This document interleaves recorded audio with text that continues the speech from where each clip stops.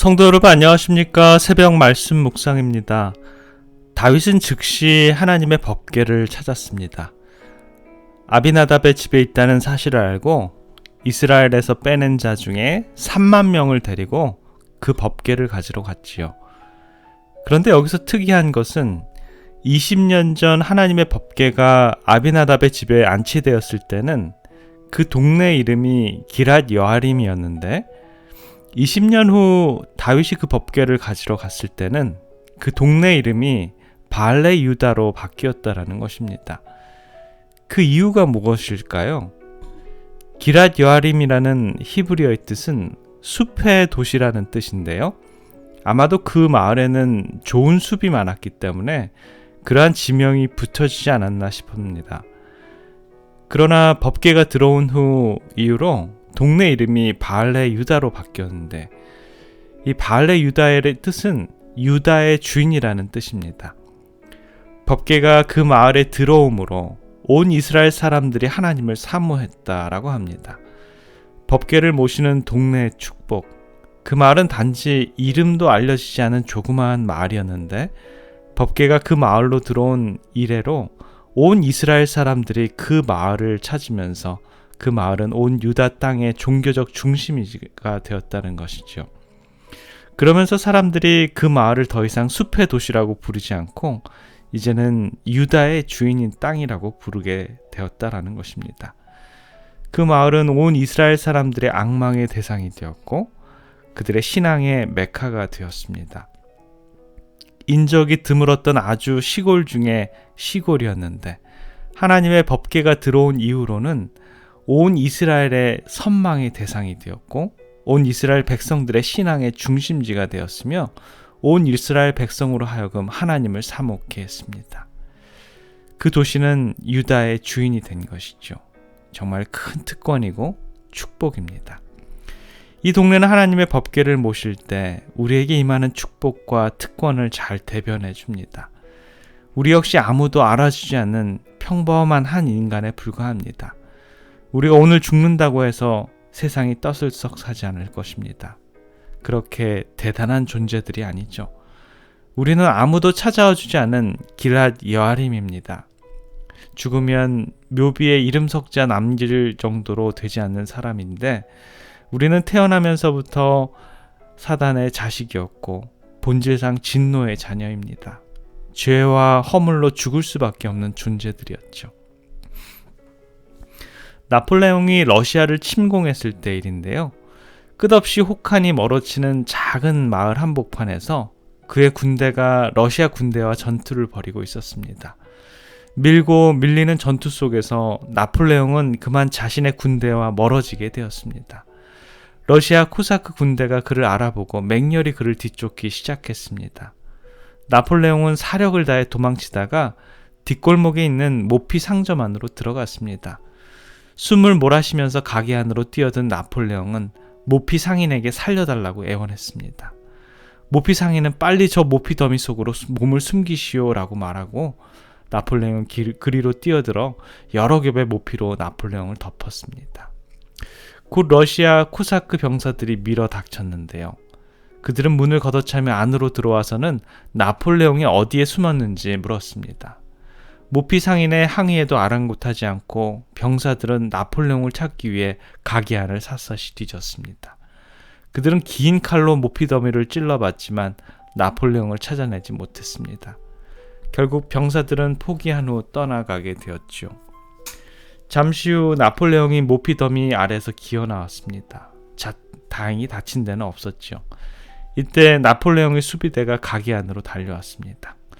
모피 상인은 나폴레옹을 향해 돌아서더니 약간 망설이며 말했습니다. 당신처럼 위대한 사람에게 이러한 질문을 하는 걸 용서하십시오. 하지만 꼭 알고 싶은 게 있습니다. 다음 순간에 죽을지도 모르는 그런 상황에서 저 모피 더미 아래 숨어 있을 때 과연 어떤 기분이 들던가요? 나폴레옹이 벌떡 몸을 일으키더니 성난 목소리로 모피 상인에게 어떻게 나폴레옹 황제에게 그따위 질문을 할 수 있단 말인가? 병사들, 이 건방진 놈을 밖으로 끌어내 눈을 가리고 당장 총살하라. 내가 직접 발사 명령을 내리겠다라고 말했습니다. 수비대는 가련한 모피상인에게 달려들어 밖으로 끌어냈습니다. 그리고 벽에다 세우고 눈을 가렸습니다. 모피상인은 아무것도 볼 수 없었지만 수비대가 일렬로 서서 총을 장전하는 소리를 다 들을 수 있었습니다. 차가운 겨울바람에 자신의 옷깃이 흔들리는 소리까지 들을 수 있었습니다. 바람이 그의 뺨을 차갑게 스치고 옷자락을 부드럽게 잡아당기는 것도 느낄 수 있었습니다. 다리가 걷잡을 수 없이 떨려왔습니다. 모피상인은 나폴레옹의 목에 가다듬고 천천히 명령하는 소리를 들었습니다.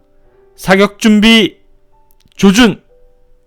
이제 자신의 목숨을 영원히 앗아갈 그 몇 초의 순간에 모피상인은 말로 표현할 수 없는 감정이 솟구쳐 눈물이 뺨을 적셨습니다. 한참 아무 소리도 들리지 않다가 모피상인은 그를 향해 다가오는 저벅거리는 발소리를 들었습니다. 그리고 눈을 가렸던 안대가 풀렸습니다. 갑작스런 햇살에 아직 눈이 아른거렸지만 상인은 자신의 눈을 깊이 들여다보고 있는 나폴레옹의 눈을 보았습니다. 그 눈은 그의 존재의 구석구석을 꿰뚫어 보는 듯 했습니다. 이때 나폴레옹이 부드럽게 말했습니다. 이제 당신은 알 것이요. 내가 그때 어떤 기분이었는지를. 우리는 매 순간 긴장과 불안, 초조 속에 살아갑니다. 이것이 하나님의 존재와 임재를 모르는 자들의 모습입니다. 희망이 없고 장래가 없습니다. 그냥 하루를 살 뿐이지요.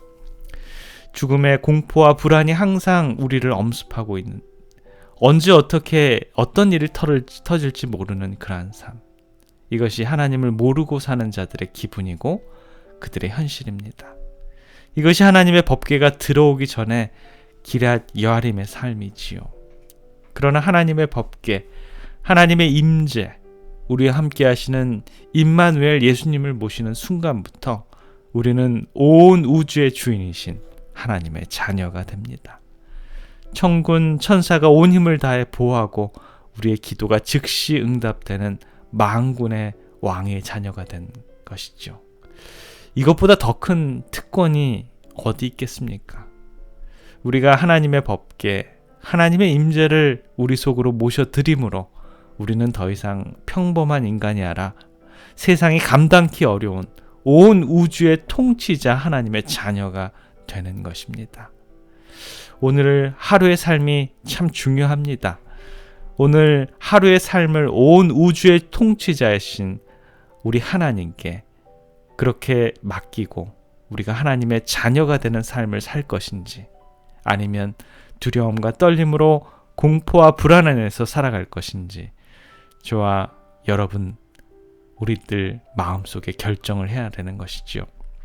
다윗처럼 우리 주님의 임재를 사모하는 그의 마음처럼 오늘을 살아가는 이 아름다운 하루의 삶을 하나님의 임재 안에서 감사하시는 우리 주님의 백성들의 삶이 되시길 간절히 기원합니다. 기도하겠습니다. 사랑의 아버지 하나님, 아직도 길랏 여아림의 숲의 도시에서 살아가고 있는 가련한 인생들이 많이 있습니다. 하나님을 알지만 하나님의 임재를 모르고 부정하고 주님의 보호를 거절하는 삶을 살아가고 있진 않은지요. 다윗이 주님의 간구를, 주님의 임재를 간구했던 것처럼 주님, 우리들의 생애도 바알렛 유다의 주인처럼 주님께서 저희들의 주인이 되어 주셔서 우리들의 인생길을 인도해 주시고 축복해 주시옵소서. 오늘도 우리 주님과 동행하기를 원하는 우리 주님의 백성들과 함께 해 주시옵기만을 사랑해 우리 구주 예수 그리스도의 이름으로 간절히 기도드립니다. 아멘.